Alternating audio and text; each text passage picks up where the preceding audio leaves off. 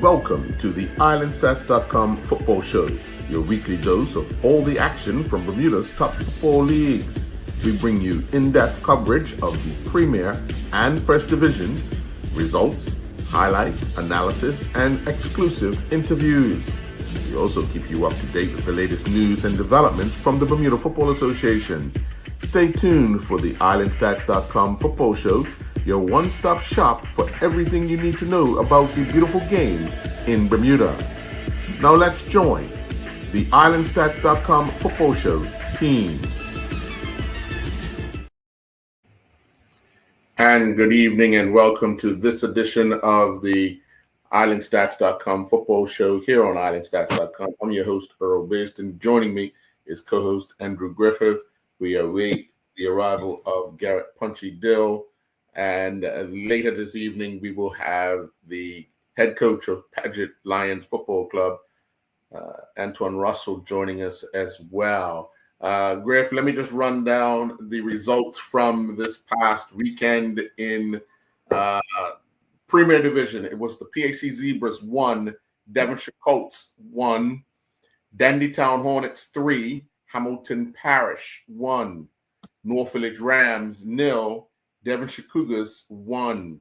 In First Division, it was Robin Hood 2, Boulevard Blazers 3, Crossroads 3, Southampton Rangers 0, Somerset Trojans 1, Vasco 0, St. David's 1, Somerset Eagles 2.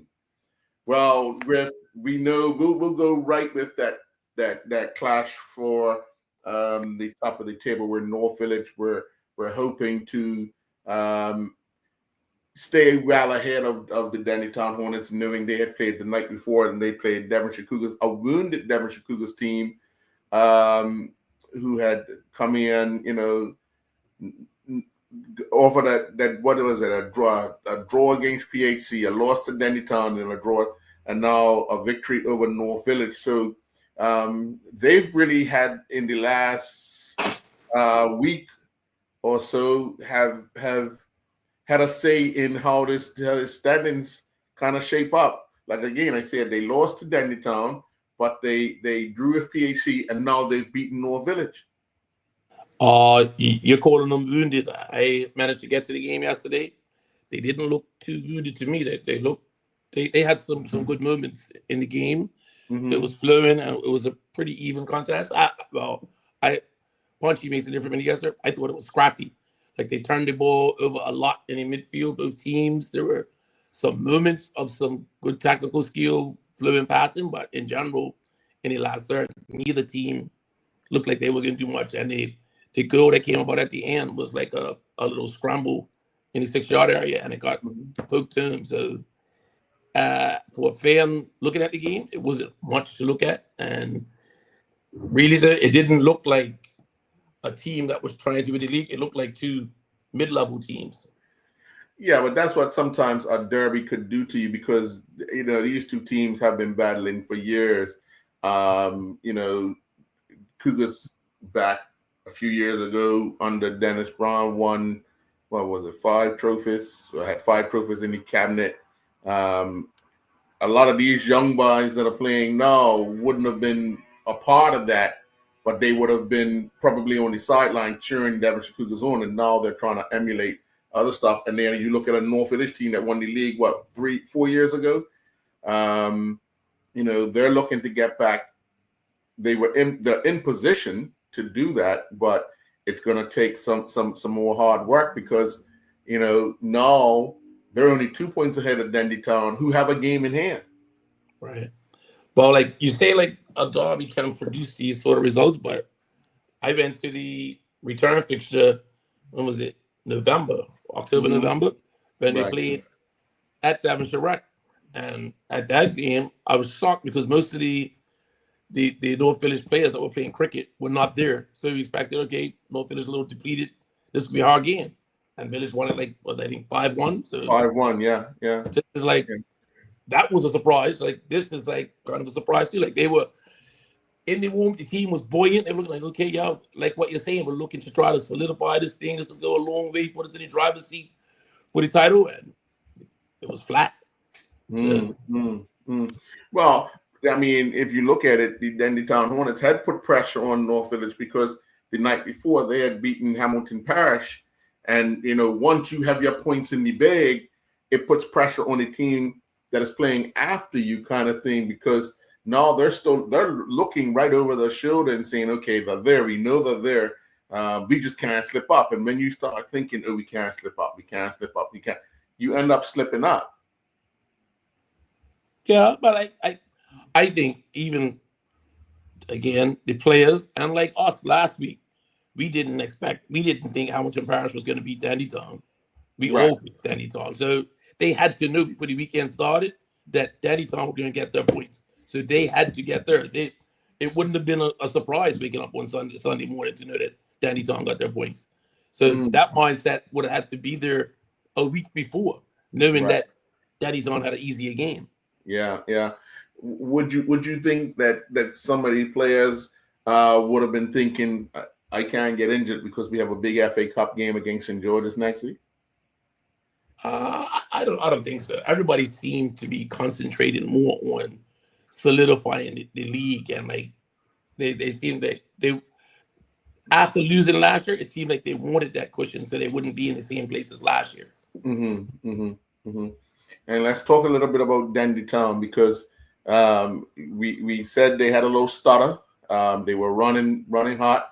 They had a little stutter, but now they're back on track, and it would appear that they are really, really breathing right down North Village's neck, and their game in hand, I believe it is against Devonshire Colts, right? I think so, yes. I believe it is. And Devonshire Colts is a team, they're going to fight right to the end, as we saw with PHC an hour before the Dandytown game kicked off. When Dandytown game kicked off, they were in the second half of the PHC Devonshire Colts game, but Dandytown Kyle wants to keep that pressure on North Village, because any more slip-ups and they run away with it kind of thing, because like I said, they have the game in hand. They're only 2 points behind. That will put them in a position of being leaders, with 4 or 5 games to play, a handful of games to play. And they just need to concentrate on what they need to concentrate on, get the points they need to get. Yeah. So like I'm now starting to wonder, because each week the last 3 weeks, when Dandytown's had a little bubble, like a draw, loss, which is the real Dandytown? Like, is this game against Hamilton Parish was an easy game? Is that an anomaly and really the hurting, ailing Dandytown, or are they the Dandytown that's going to score 3-4 goals every week? Which is it? Yeah. Well, I mean, if we look at the form, because like you said, when we looked at the form of Hamilton Parish in the league, nobody would have given Hamilton Parish a chance with the way they've been playing in the league to get anything out of that particular game. So, I mean, I even looked at the team sheet. I don't think Hamilton Parish had anybody on the bench. Oh boy. So like, okay, then if we go on that, so what a really top free-flowing Dandytown team, would they have scored 5 or 6 if they were really clicking? Or is it the mediocre team and that's all they can get over Parish? Yeah, and they scored those other 2 goals really, really late in the game to run away. And they were down at first, correct? Yes, they were down 1-0. Yeah, but scored just before the half, and then 2 late goals to make it 3-1. Obviously, at the end, you're breathing a sigh of relief because you got the 3 points. But it's got to be some concern for Kyle not being able to put away a team that's in 9th place. And probably physically burnt out because they've been playing with 11 guys, for quite some time. These games are coming thick and fast, and it's always going to be a struggle. Yep. So after because there were only 2 games yesterday, a lot of the fans whose teams didn't have games will go into the other 2 games. So after the game yesterday, we saw a Dandytown fan, and he said, "Oh, Wednesday show. If you had a phone last week, I would have called in." He said he was annoyed at what Punchy said. He said that Dandytown needed another striker. We have the leading goal scoring in the league. What if one striker gets shut down? you're stuck. You do need to spread it out. Yeah. I mean, that's a real issue because yes, he is tied with North Village's John T. Smith, and we're talking about David Jones, Jr. He's tied with 11 with John T.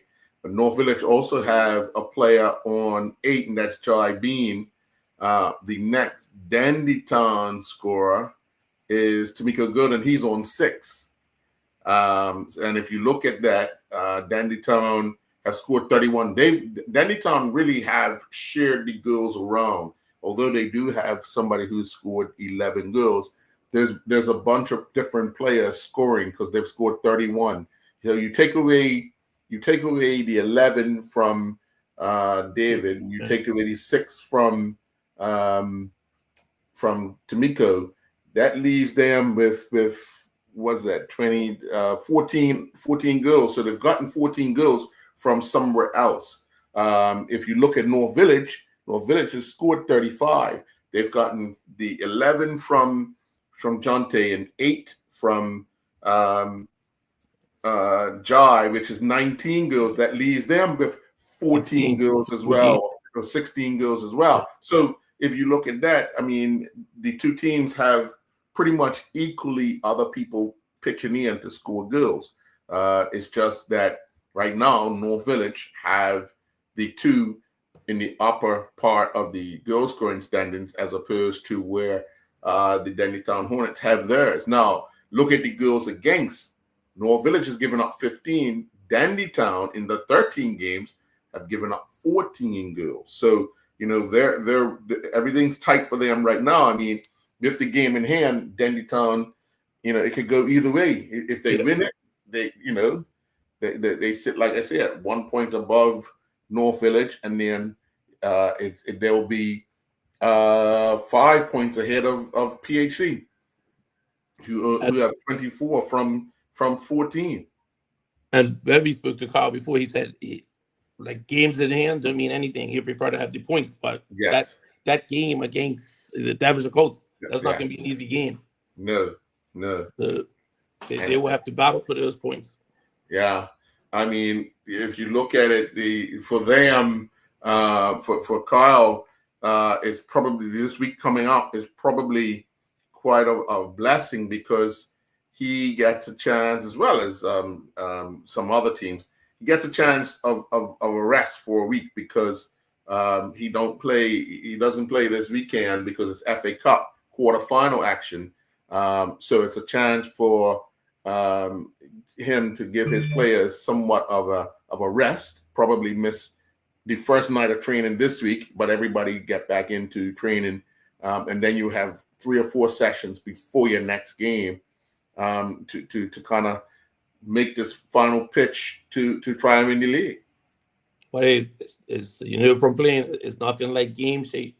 You take 2 weeks off and you lose a step. No, I think you can get away with giving them 1 night off, and then get right back into it. And I see what you're saying. If you're off for 2 weeks, you can lose a lot of rhythm. But also at this time of the year, what you need is fresh legs. Yeah. So it's a balance of how you want to do it, and for them going into this last month or so of the league, everybody's going to be staring down 90 minutes at a time.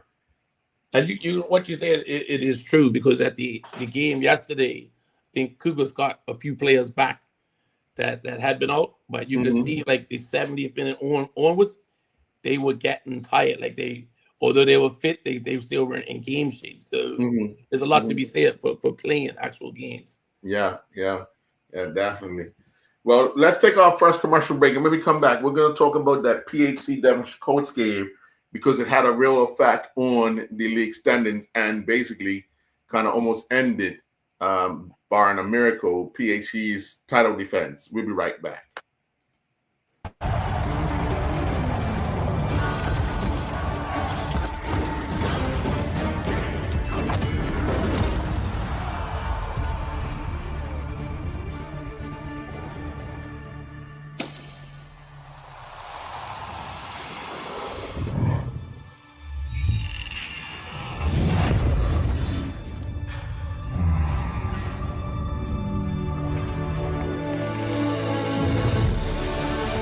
That's putting down the weapons. You seeing this?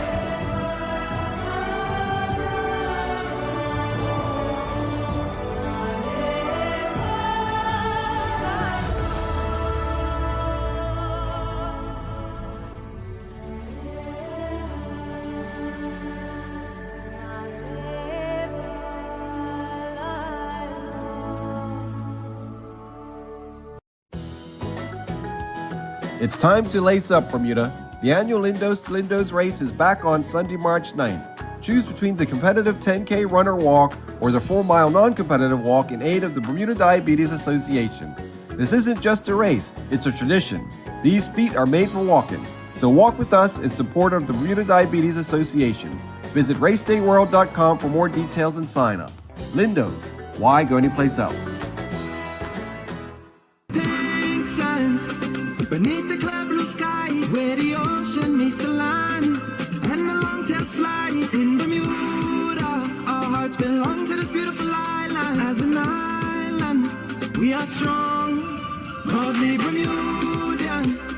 In every single way, from the sunrise to the sunset, and every single day for over 135 years. It's been clear, British silence, proudly Bermudian.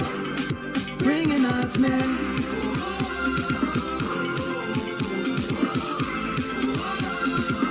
Cause we are proudly Bermudian.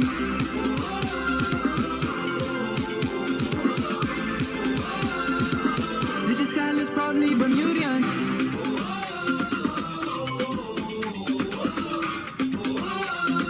Digital is proudly Bermudian. And welcome back. Well, Griff, Saturday night saw PHC Zebras and the Devonshire Colts take to the field at PHC Stadium, and the match ended in a 1-1 draw. That kind of really put a big dent in PHC's bid to retain their league title, as they're now 2 points behind Devonshire Cougars. I'm sorry, is it 2 points or 3 points? They are, let me get it right, 2 points behind Dendy Town Hornets and 4 behind North Village Rams. And they've played the same amount of games as North Village. So, that's a lot. That's 2 victories, and hope that North Village lose twice. Hope that Dendy Town lose 3 times or gets 3 draws along the way. So it's not looking good right now for PHC, but that could all change at any time if or when the 2 front running teams stutter. I went to this game, and I'll have to say I hadn't seen PHC play since maybe December, but I can confidently say it. I think I'll get no arguments from it.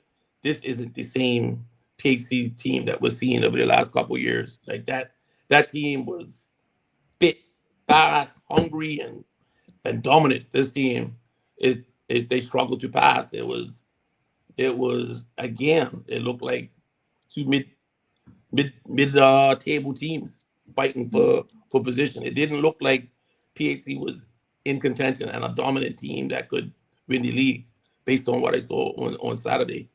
It was I was surprised. Like I'm still waiting for like PHC to wake up and make that charge, but when you saw the loss, it was, and they did well to get a point because it was a penalty right at the end that the goalkeeper saved. Right. They were fortunate, and that penalty that I was telling people yesterday, it shocked me because he didn't dive and push it around the post. He didn't dive and it was rebound. He caught it. Oh wow! Caught it, jumped up, and started the break. That was like, whoa! So that surprised me. Right. Well, when you guess the right way or know the way the guy's gonna go, one of those things. But again, defending your title is one of the hardest things to do. We had. When was the last time we had a repeat of league champions? It's been a while. So why do you think that is? Is it because players change, they get complacent, or I think figure them out? I think it's a bit of complacency, and then obviously some players are pushed by other players, and if that other player isn't around or is injured, or you just don't have the same vibe in the season, it makes it that much more difficult to get yourself up. We all know last season, PHC it was they had the backbone there. Unfortunately, we all know what happened in that regard.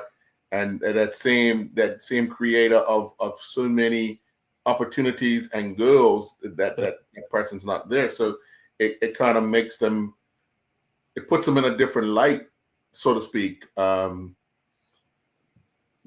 He created so much for them and for other players. When you're missing a big player like that, it makes it that much more difficult to kind of think. And then somebody else has to step into those shoes.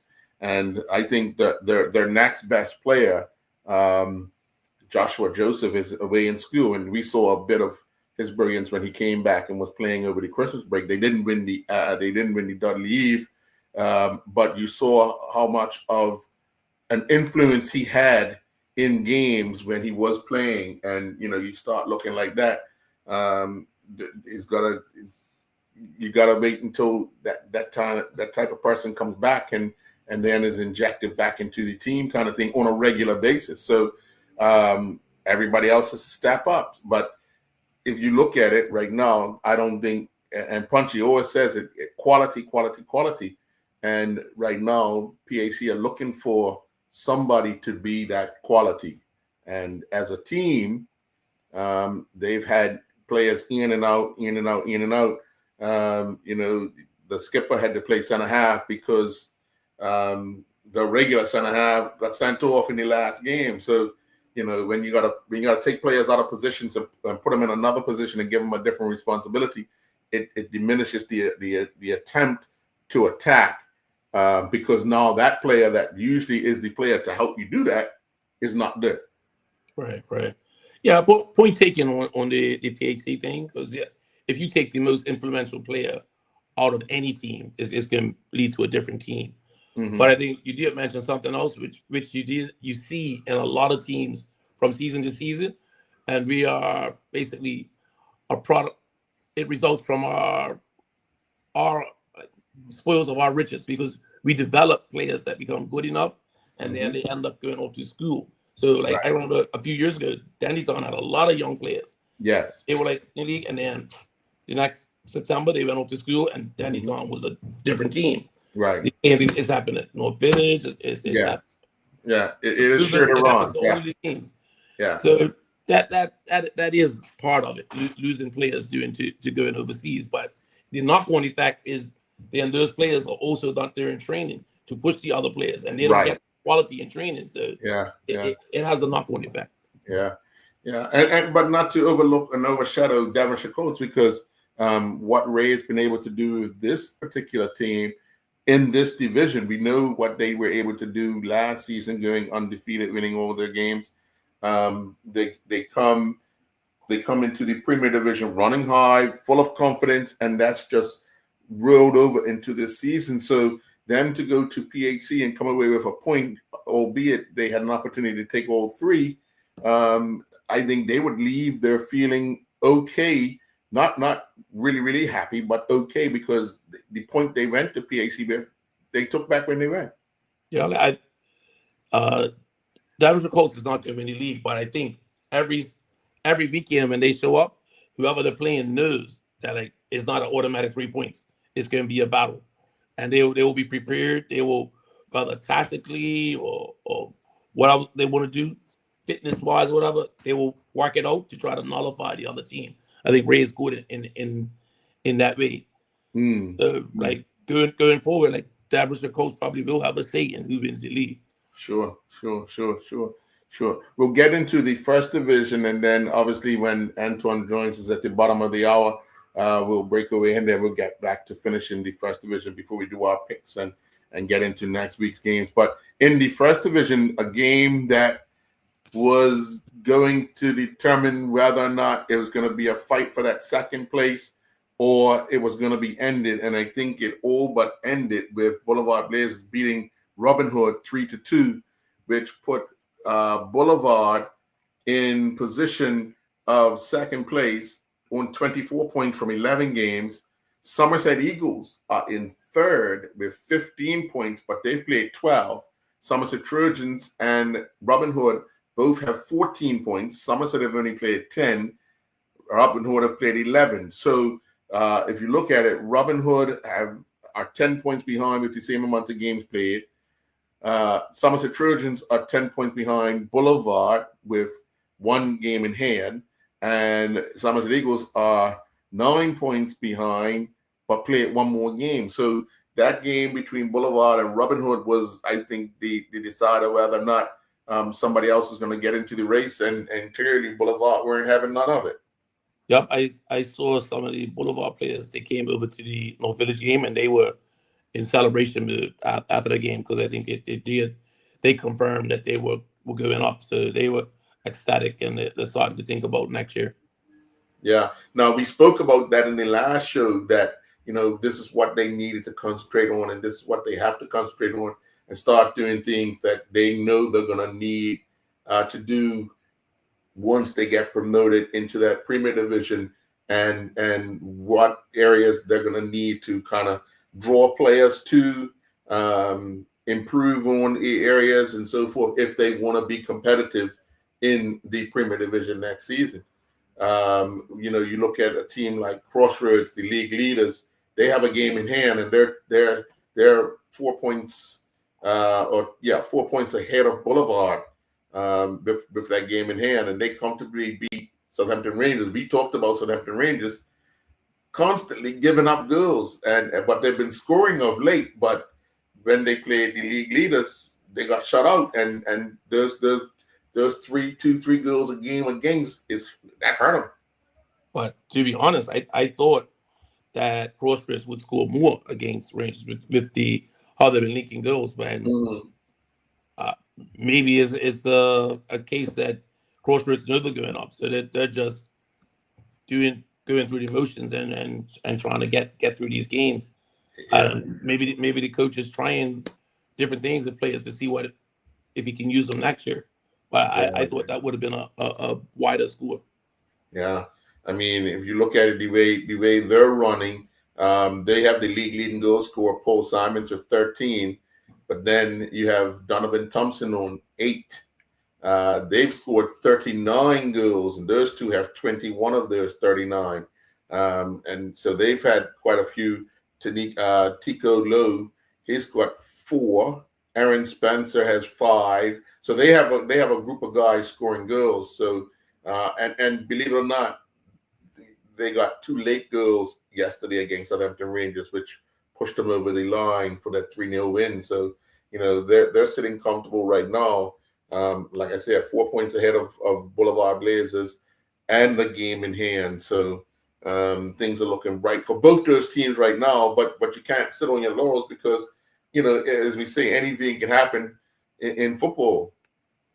So you're saying then that Rangers basically held them out for most of the game. It was 1 goal. So is it possible that Rangers have worked out some of the defensive shortcomings, or was Crossroads just misfiring? A bit of both. A bit. I would probably say that Southampton Rangers would have understood what was at stake,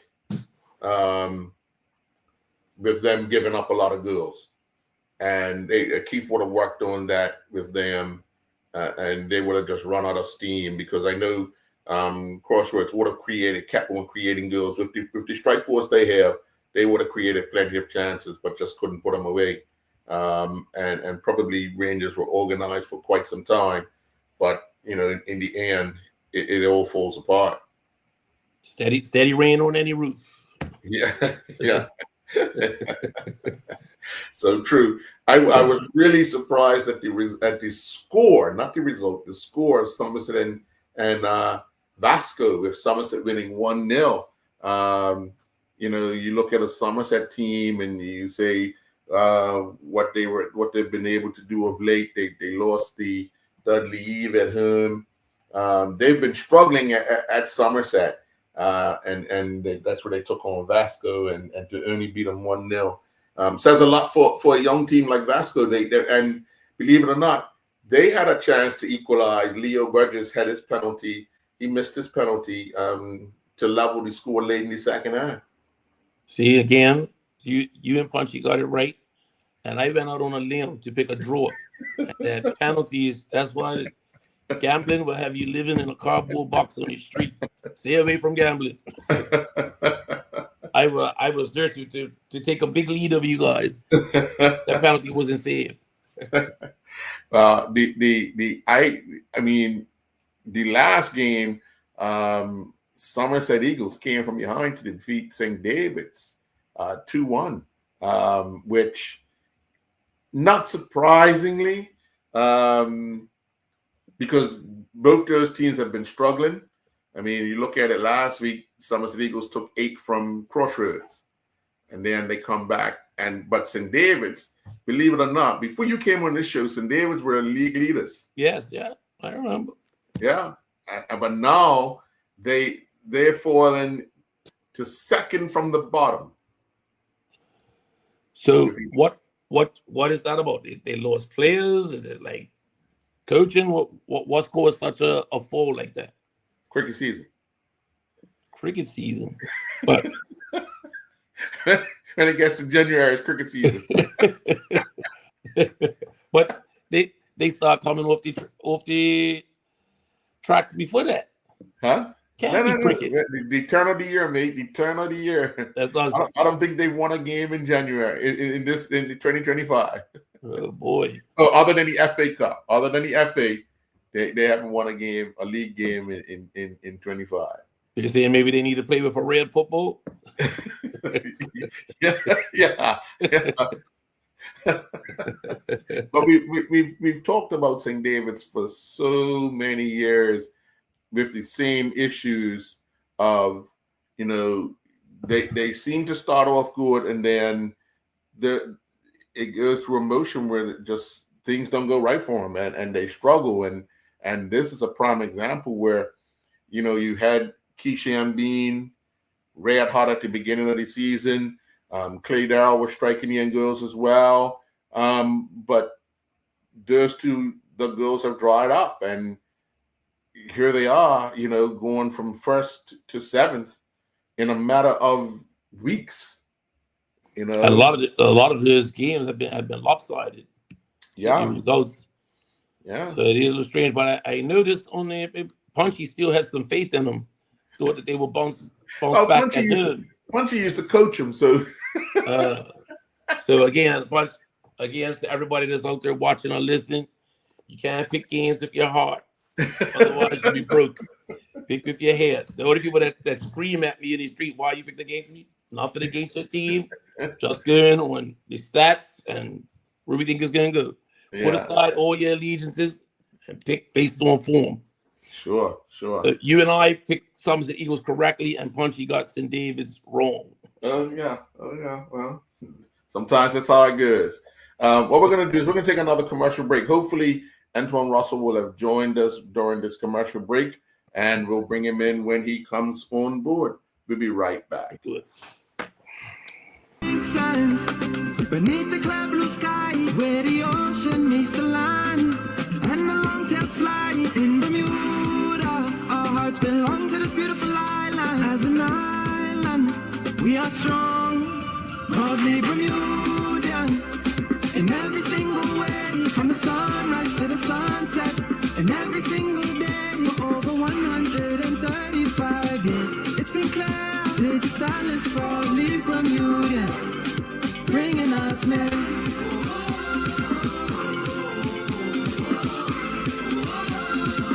Cause we are proudly Bermudian.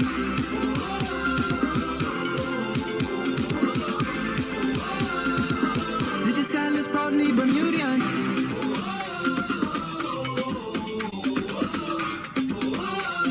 Digital is proudly Bermudian. Stay refreshed and on track with Viva Zero Calorie.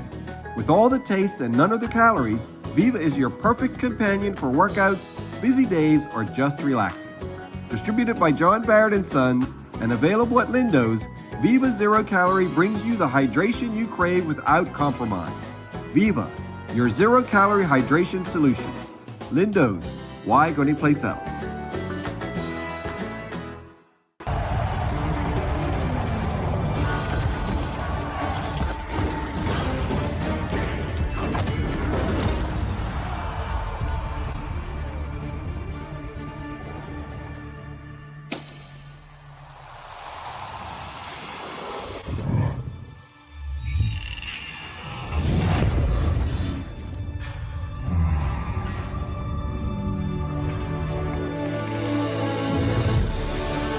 Just putting down the weapons.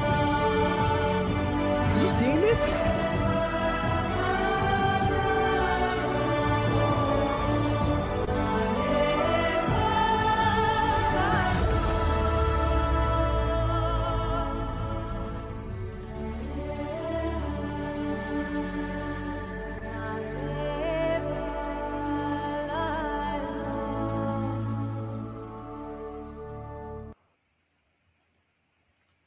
And welcome back. Well, Griff, there is one Premier Division game that was due to take place over the weekend that will be played on Wednesday night at Devonshire Recreation Club, where Wolves will host St. George's Colts. The Paget game versus Social Club. That game will be rescheduled for a later date. But there's 2 games to be played. Wolves, obviously, they're desperate right now as they sit in 10th place, still in single digits in the standings, with a mere 8 points from 13 games. St. George's right now, from their 13 games, have 20 points. With a victory, they can go ahead of Devonshire Colts, who would have a game in hand, and that game in hand is against the Dendy Town Hornets. So, we've already picked this particular game. Are you willing to stick with St. George's? Oh, heck yes. I'm not gonna try. I'm not that crazy. Do you want to change? Nowhere near will that even enter my mind right now. I think if we want to add fun to this game, we have to pick by how much we think St. George's is going to win by. Like this is a fait accompli. I'd rather just say 3 points is enough. It could be 1-0. I want bonus points. Oh, you do? If it gets close down to the end, the last 2 weeks, we'll do that. If I have learned nothing from this show, nothing pisses people off like picking against the team and an outrageous score. We'll get more people shouting. Oh my gracious! Well, actually, let's while we await, let's talk about the picks from last week and how we did. As we've said, PHC and Devonshire Colts. We all picked PHC, and that ended in a 1-1 draw. Dendy Town and Parish, we all took Dendy Town. We all got a point there. Rams and Cougars, we all took the Rams, and we now know that Devonshire Cougars won that 1-0. St. David's versus Eagles. You and I picked Eagles. Punchy picked St. David's. Trojans and Vasco, we all took the Trojans. Robin Hood and Boulevard Blazers, myself and Punchy took Boulevard. And you took Boulevard as well. Yeah. I'm sorry, in the Trojans game, you took a draw. I took a draw, yeah. You took a draw. And then we all took Crossroads to defeat Southampton Rangers, and they did so 3-0. So in the end, with the games played, I got 5, Punchy got 4, and you got 4. Right. To go with my 19, I've got 24. Punchy has 23, and you have 24. So we are level on points after last week's matches. And obviously, we all have the same pick for Wednesday night. We've all taken St. George's. And when that Social Club pageant match is rescheduled, we'll look to see if anybody wants to change their mind. But presently, right now, we all have you and I have no, we're different. Yeah. I have pageant, Punchy has social, and you have it down as a draw. Correct. So we've been all over the place. We'll wait and see how that materializes. Okay, so as we know, because of the under-17 international tournament that's going on here in Bermuda at the National Sports Center, the FA Cup matches will be played on Friday and Saturday. There is one match due to be played on Sunday. So we have one game on Friday night, two games on Saturday, one in the day, one in the night, and then one game on Sunday. So I'll start on Friday night. I'm already going to mark this down. Devonshire Cougars host Social Club. I've taken the home team. Cougars. I will go with Cougars based on what I saw yesterday. Okay. All right. Now, you're up at Southampton Oval on Saturday. Paget entertain St. David's. You're not going to trick me on this one, Paget. I'm going to take the Lions as well. Just to piss people off, Paget by at least 4. I don't think you'll get too many arguments there. I thought I was going up on a limb. The next game on Saturday night at the PHC Stadium, it is PHC versus Hamilton Parish. I'm going to take the Zebras at home. And I will take the Zebras. Okay, now let's see. Remember your heart? Yep. The game on Sunday at the Wellington Oval, St. George's Colts host North Village Rams. Oh, boy. This is a hard one. Can I pick a draw? That's the Cup quarterfinals. You know. All right.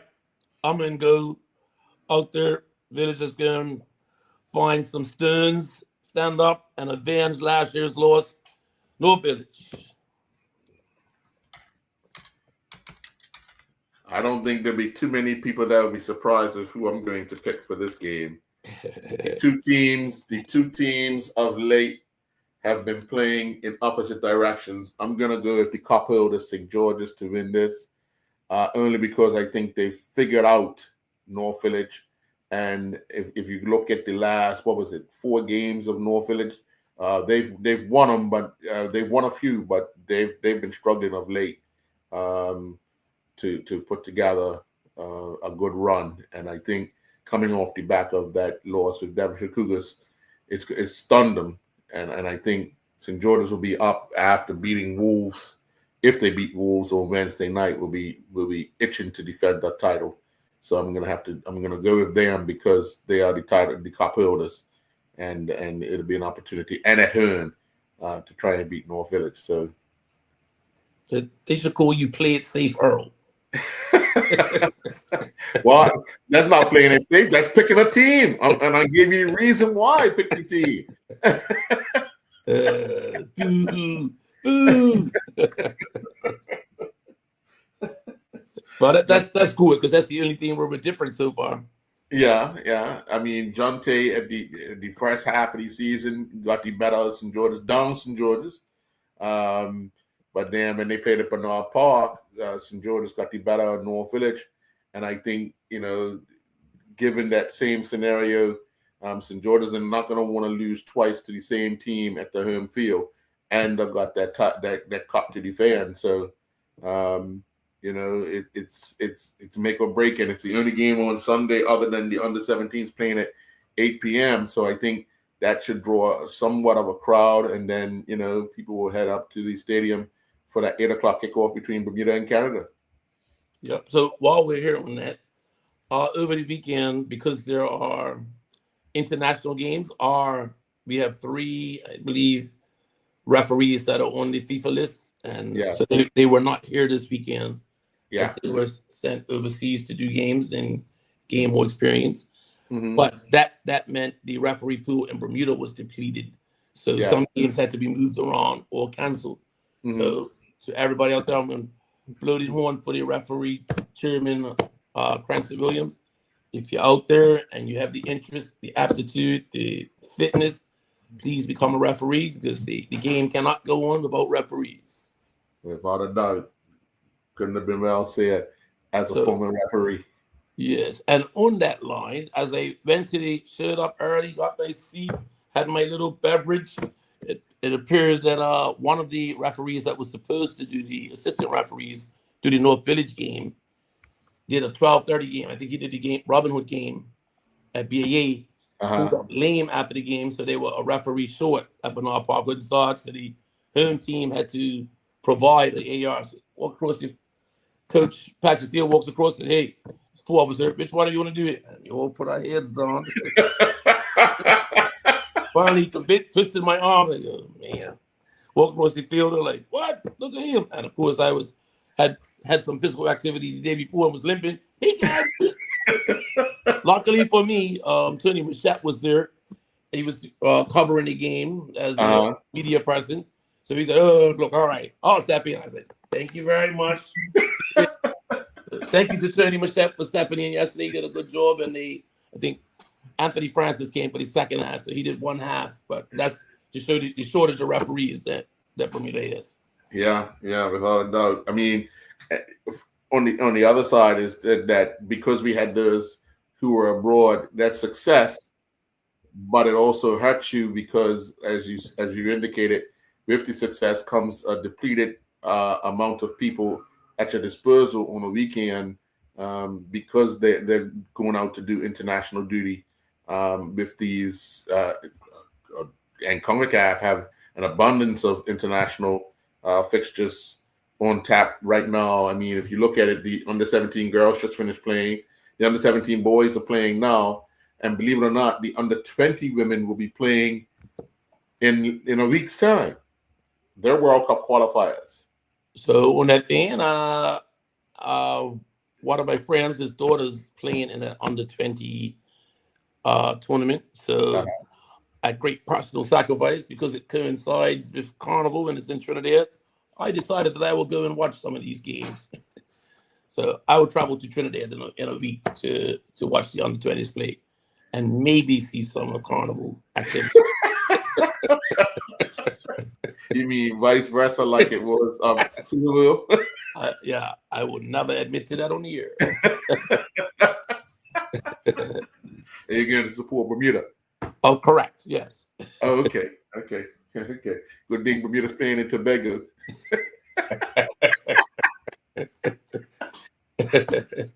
I'll be supporting the Bermuda Calypso dancers. Okay. At least you're telling the truth. Well, Griff, let's end tonight's show with wishing the under-17 boys continued success. I believe they are off tomorrow, as every team has a night off or a day off, and I think tomorrow is the Bermuda day off. But they're back in action on Thursday, and we want to wish them. When do we play Canada? On Sunday. Sunday, okay. I see. I'm sorry. No. Let me just make sure. I think that could be Monday. Okay. No, because they play on Sunday. Yeah. They on Sunday they play 8 o'clock on Sunday against Canada. Okay. Yeah. All right. That should be a good game. So before we go, I'd just like to say one last thing. I'd like to wish that the FA Cup dreams to all my Liverpool fans, may they rest in peace this year. Right? Is United Stallion? They got offside goal, didn't they? Better luck next year, Liverpool. Who did you draw tonight? I cannot. Fulham. Okay. United will play Fulham. Okay. And the team that knocked Plymouth is facing, they have to travel Manchester to Man City. Yeah. Yes. Yeah. They could do it again, from what I'm seeing. Not at Man City. They're probably grateful for the payday of beating Liverpool at home, but they'll be even more grateful because of the capacity at the Etihad Stadium. Yeah, because they got a share of the gate. So for them, meaningful. Yeah. Well, I've got a question. Where is Antoine? He's been invited. He said he was coming. Unfortunately, he has not logged on to join the show. All we can do is invite and send out the invitation and get a response, which we did. Unfortunately, but he hasn't indicated that something is wrong. We hope all is well with him.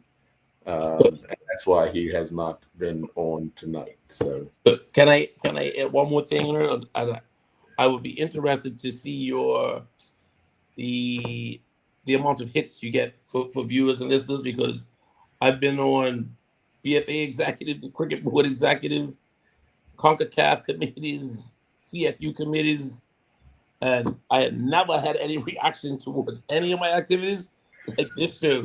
People screaming at me about picks, what we did wrong, and how we don't know anything about football, but it's all in good fun. So I'm starting to understand more what they call shock radio.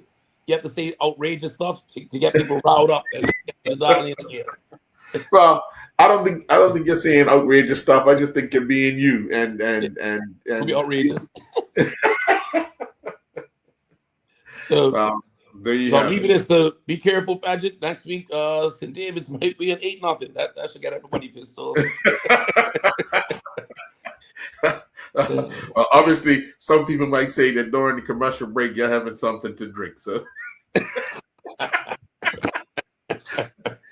let's leave that right there. Water, Good luck. Good luck in your picks this week. Yes, and, you too.